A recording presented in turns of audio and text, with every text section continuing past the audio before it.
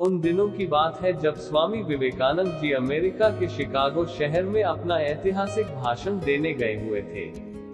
अपने भाषण को सफलतापूर्वक पूरे विश्व के पटल पर रखकर अन्य देशों का भ्रमण करने निकले। इसी क्रम में वह फ्रांसीसी प्रसिद्ध विद्वान के घर अतिथि हुए।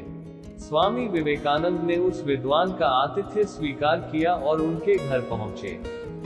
स्वामी जी का स्वागत घर में सम्मानजनक हुआ। स्वामी जी के रुचि अनुसार भोजन की व्यवस्था थी। विदेश में इस प्रकार का भोजन मिलना सौभाग्य की बात थी।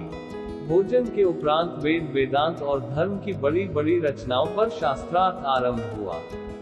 शास्त्रार्थ जिस कमरे में हो रहा था, वहां एक मेज पर लगभग 1500 पृष्ठ की एक धार्मिक पुस्तक रखी हुई थी।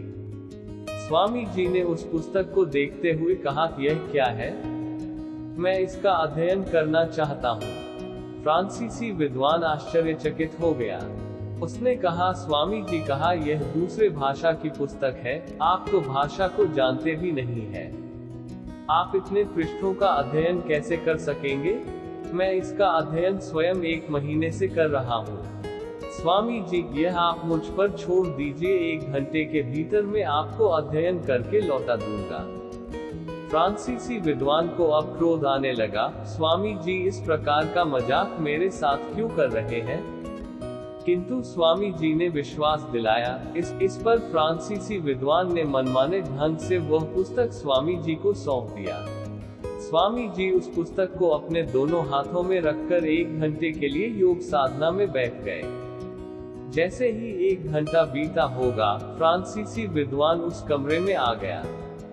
स्वामी जी, क्या आपने पुस्तक का अध्ययन कर लिया? हाँ, अवश्य। आप कैसा मजाक कर रहे हैं? मैं इस पुस्तक को 1 महीने से अध्ययन कर रहा हूँ। अभी आधा भी अध्ययन नहीं कर पाया हूँ, और आप कहते हैं आपने अध्ययन कर लिया। हाँ, अवश्य। स्वामी जी, आप मजाक कर रहे हैं। नहीं, तुम किसी भी पृष्ठ को खोलकर मुझसे जानकारी ले सकते हो। उस विद्वान ने ऐसा ही किया।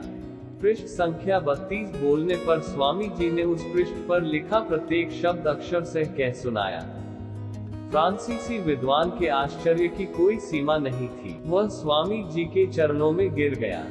उस विद्वान ने स्वामी जैसा व्यक्ति आज से पूर्व नहीं देखा था। उसे यकीन हो गया था, यह कोई साधारण व्यक्ति नहीं है।